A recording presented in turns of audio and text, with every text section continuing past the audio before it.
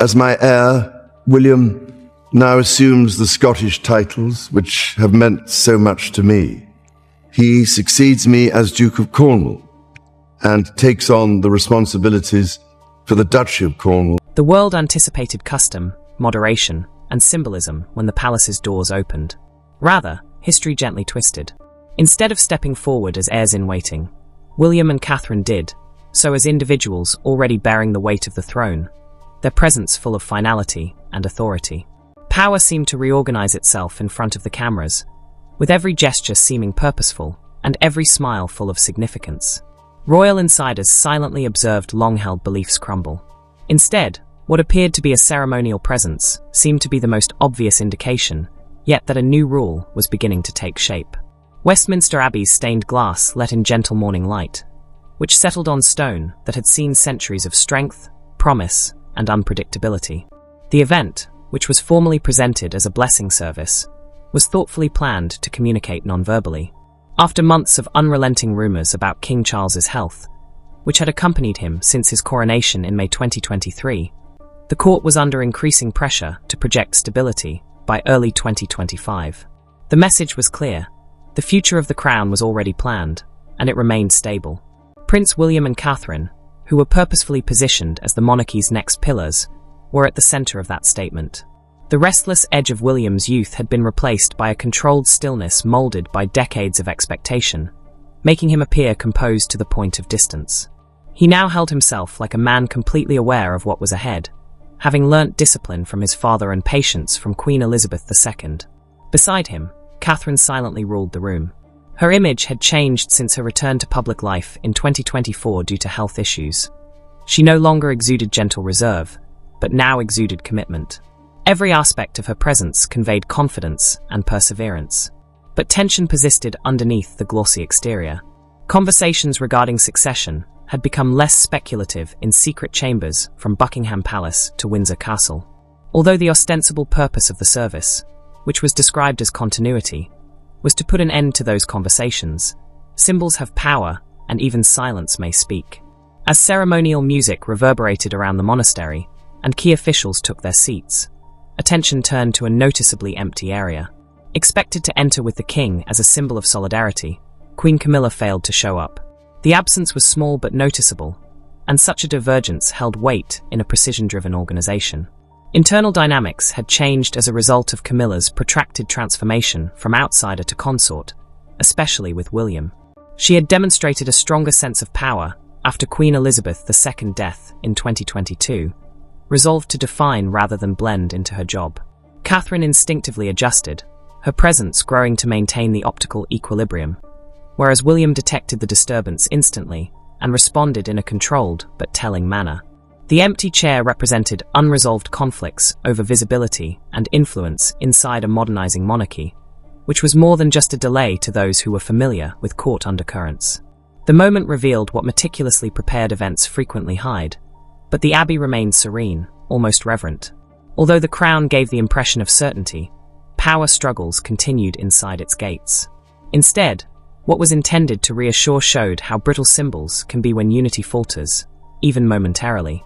There seemed to be a subdued act of defiance hanging above Westminster Abbey, one that was heavy enough to unnerve those who actually knew where the power was. The ritual was intended to validate a future that the public had already come to terms with on that particular day. The royalty gathered to show unity in the early spring under stone arches that had seen centuries of order. But when the bells started to ring, their deep notes echoing down the nave like a warning that no one wanted to acknowledge, that unity proved brittle. It was sensed long before any interruption was apparent. Every action, pause, and breath of the service had been refined over the course of months by advisors. Even the red carpet served as a boundary, dividing responsibilities that were meticulously negotiated behind closed doors. It was more than just fabric. Standing calmly and looking straight ahead, King Charles was well aware that the purpose of this moment was to honor his son and daughter-in-law in front of God and the country. The mood required silence, respect, and deference to custom. Then, from the far end of the abbey, came a piercing, unwanted sound. The sense of control was shattered when the massive oak doors suddenly flung open. Before anybody could give their consent, heads turned as a lone individual moved forward, unfazed by the shock that reverberated through the pews. The order of worship did not include this symbolic entrance. It was a proclamation. The fading choir was broken by Camilla's heels, striking the marble too loudly and too swiftly. She broke through the invisible barrier protecting the Prince and Princess of Wales by crossing the central walk, disregarding the covert route that had been set up for her. Faces became rigid. The clergy paused. Unprepared for such disobedience, nobody stepped in. The air became more constricted as she approached the sanctuary. Only the tightening of his jaw revealed the struggle beneath the surface as William stayed motionless, his posture perfect, duty keeping him firmly in place. Catherine saw it all. She could feel the uneven breathing next to her, the faint attempt to go forward, the struggle to get attention and space back. Catherine only gave Camilla a quick, accurate glance in response when she moved to block the camera's view. It was sufficient. Even the most experienced onlookers were unnerved by what came next. Camilla crossed a line that was only for the sovereign and his heir when she groped for the holy items while the archbishop prepared the invocation. The public didn't hear her whispered, impassioned comments to the local priest, but they had an instant impact. The service's rhythm broke. Where prayer ought to have continued, silence descended. The moment revealed something unfinished and raw in a place characterized by continuity. A struggle for relevance rather than ceremonial took place beneath the gold, the robes, and the old stone. Everyone realized that something irreparable had happened by the time the service resumed. Westminster Abbey would continue to stand as it always has, but the monarchy's balance had changed subtly, clearly, and in plain sight of history. The silence that ensued seemed strange, as if time itself had been told to hold off. Tradition had crumbled under the weight of the unplanned long before anybody could really comprehend what had happened. The stillness did more than just stop the ritual. It changed its meaning by implying that deeper tensions were just waiting to be revealed behind the crown's serene facade. Those who had memorized the ritual stood motionless, torn between belief and instinct. As the ceremony strayed from its cautious course, even the ancient stones, polished by decades of footsteps, appeared to hold their breath. What procedure typically protects, tightened jaws, shocked looks, and hands held too tightly, was photographed by hidden lenses. Confusion softly but clearly spread among the gathered royals. This was a fissure opening at the center of a sacred moment, not just a mere disruption. What was supposed to be a display of solidarity instead revealed tension, as one person looking for validation in the spotlight completely misread the rhythm. There was no space for improvisation because the environment required harmony. Beyond the pause, King Charles III saw more. With the keen awareness of a man who had waited decades for this position, he scanned the room. His public appearances in early 2023 were no longer marred by exhaustion, but rather by a ruler who was completely present and aware of the consequences. He observed his daughter-in-law's calm composure, his son's anxiety, and the woman next to him clearly losing control. This painful, humiliating incident was not unique. Rather, it was a reminder of past cautions, smaller errors that were previously disregarded or overlooked. The only sounds that broke the oppressive silence were the distant buzz of the city outside the abbey walls and the wind whispering through the tall windows. Everything was captured by cameras, recording expressions that history will later analyze. This was the kind of pause that compels leaders to make choices that they either avoid or embrace. The king's movements were neither hurried nor ostentatious. As he moved closer to the church, each step he took had significance as his shoes impacted the stone floor with careful conviction. Like pieces left on a board where the game had abruptly shifted, the clergy stayed motionless. He did not cast a sidelong glance. Even as he began to modify it, his eyes remained locked on the light coming through the stained glass, as though he were gathering power from centuries of continuity. The crown that shines in photographs was not the one he reached for. It was more symbolic, smaller, and full of promise than show. By lifting it, Charles was taking control of a story that was on the verge of collapse rather than fixing a fleeting mistake. Instead, the interruption intended to maintain status served as excuse for a well-thought-out change, a meticulous modification covered up by ceremony. Long after the abbey was empty, people throughout Britain, and even beyond London, would whisper about what came next. Power subtly transformed in that moment of suspension. Though not unaltered, tradition persisted, and when the rite was revived, it did so with a fresh perspective. No announcement could match the shock of the moment beneath the arches of Westminster Abbey, where silence screamed louder than words. The light struck the precious metal sharply, showing resolve rather than formality. With the metaphorical crown firmly in his grasp, King Charles moved forward on his own terms without waiting for a signal or order. The age-old rite became intensely personal, evolving from custom to a clear declaration of intent. Thousands felt something irreversible taking place, and the silence that descended upon the abbey strained upon the walls. William did not move, knowing that every action would reverberate beyond this instant. His stance conveyed preparation rather than hesitation, a man long prepared for a future that had seemed far off. Standing next to him, calm yet vigilant, Catherine understood the deeper significance of the king's methodical approach. It wasn't theatrical. Her status as a key pillar of the monarchy's future was confirmed by this open and unreserved acknowledgement. Even though the king's hand showed signs of aging, it steadied with unexpected vigor when the crown was hoisted between them, a gesture that carried the power of generations. Camilla stood motionless across the aisle. It was impossible to miss the placement. Any sense of joint command was eliminated as the act took place right in front of her. Years of deft maneuvering vanished in that moment. Authority was asserted and validated rather than wavering or negotiating. What had been presented in public as assurances of stability evolved into something far more profound, a subdued proclamation that the future was already guaranteed. The ceremony's initial goal seemed far away as it progressed. The abbey, entrenched in centuries of vows and coronations, once again attested to the monarchy's capacity to alter without breaking, while William and Catherine stood transformed, bearing a presence that needed no validation. The king himself had clearly outlined the way ahead, and the center of gravity had moved. Life within the gates of Buckingham Palace will eventually change due to whatever mysteries were hidden behind that deliberate path. More than just the dwindling sounds of applauding fans were trapped in when those gates closed behind the royal convoy. Ceremony and tradition were unable to dispel the waiting that had taken place inside the palace walls. A moment intended to reassure the world had shattered something delicate just hours before at Westminster Abbey, and the fallout followed King Charles along polished hallways and into the center of the castle. There was no soft transition away from pomp when the king retired to his own office. There was a long, heavy, and ultimate quiet. The customary familiarity between them had disappeared as Camilla stood across from him, still bearing the urgency of the abbey. What was left was a monarch dealing with what he perceived as a grave violation of both etiquette and trust. The situation did not seem like personal drama to Charles. It was a public injury caused in the very location where consistency was supposed to be revered. The monarch opted for accuracy over raising his voice.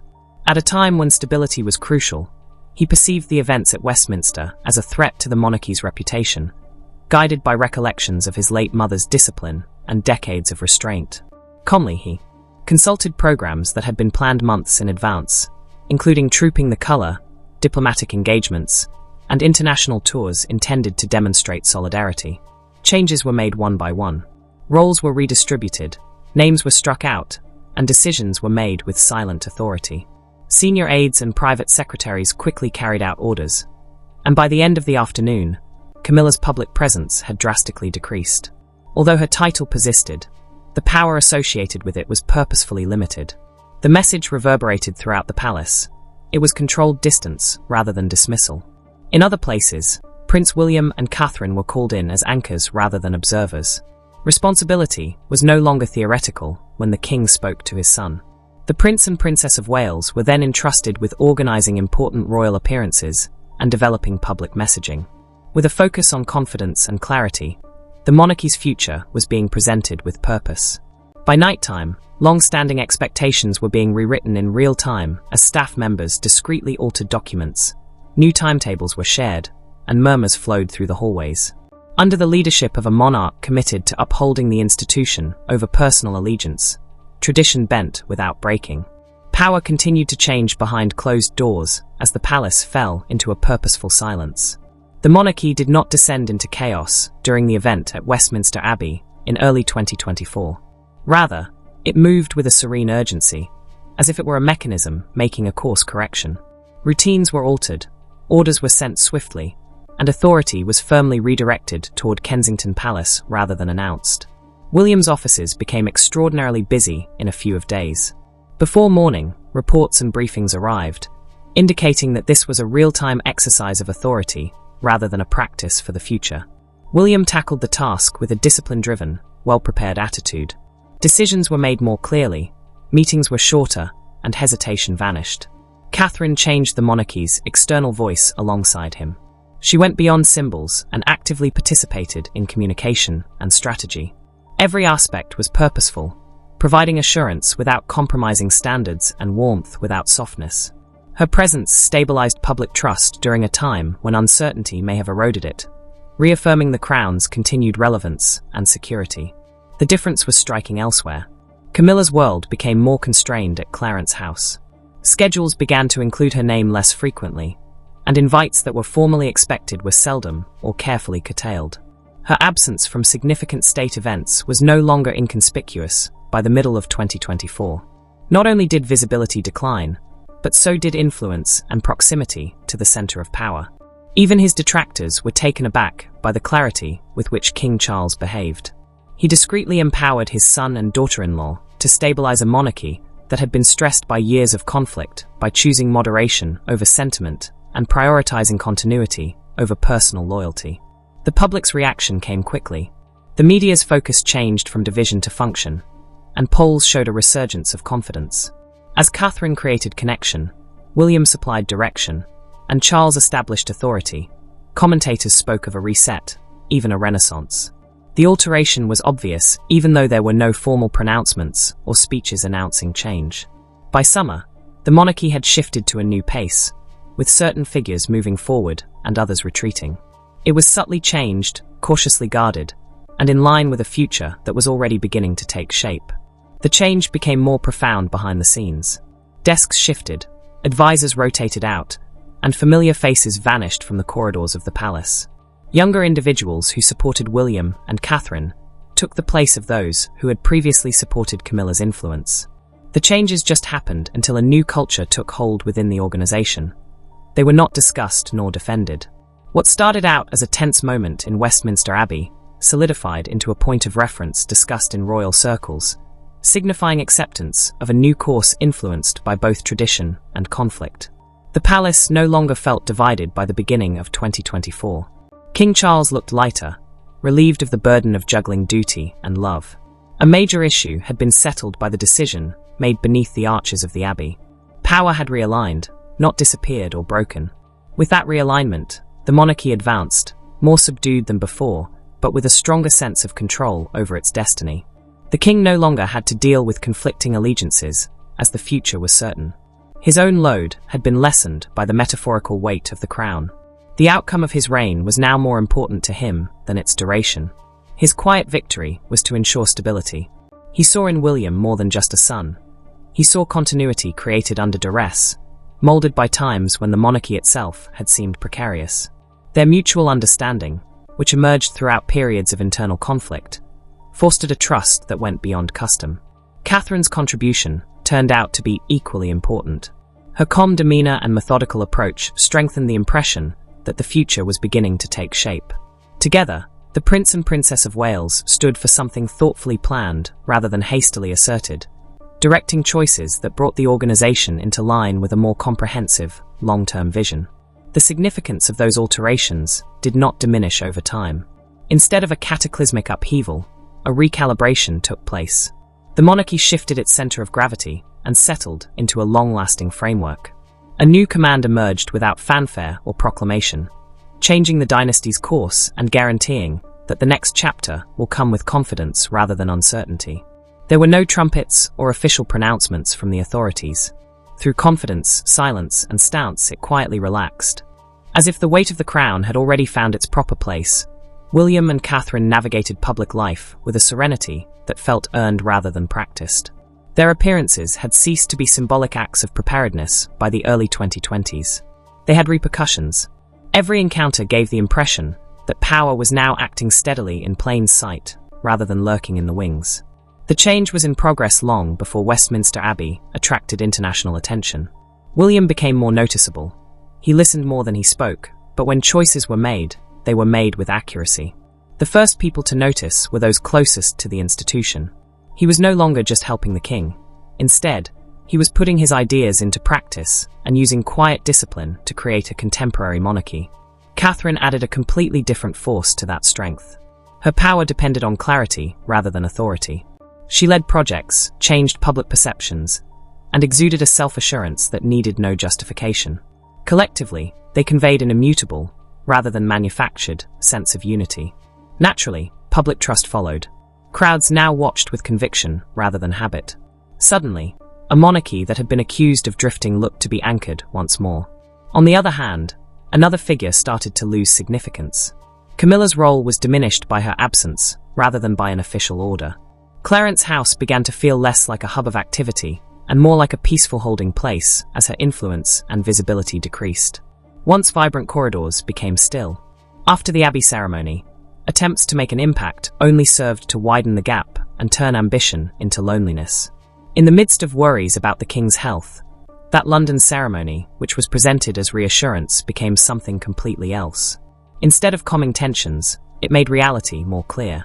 Few could dispute the truth that emerged from the meticulously constructed order's disintegration. Already, power had shifted. Beneath the old vaults, correction rather than disorder took place. Succession emerged as a current state rather than an impersonal future. Westminster Abbey remained unaltered in stone when night fell on the city, but its significance shifted. It was more than just a ceremonial moment when King Charles took the throne. It was a firm, decisive, and clear sign of resolution. Authority was thrust onto William and Catherine in an open and unreserved manner. They did not demand it. Their course became unconditional after that. Seldom does history disclose its pivotal moments. Sometimes it lets them develop subtly, leaving comprehension for later. The change was finished by the time the country realized what had happened. The crown had not been taken or challenged. It had just found its place, putting the stress of the past behind it and stepping boldly into a future that was already underway.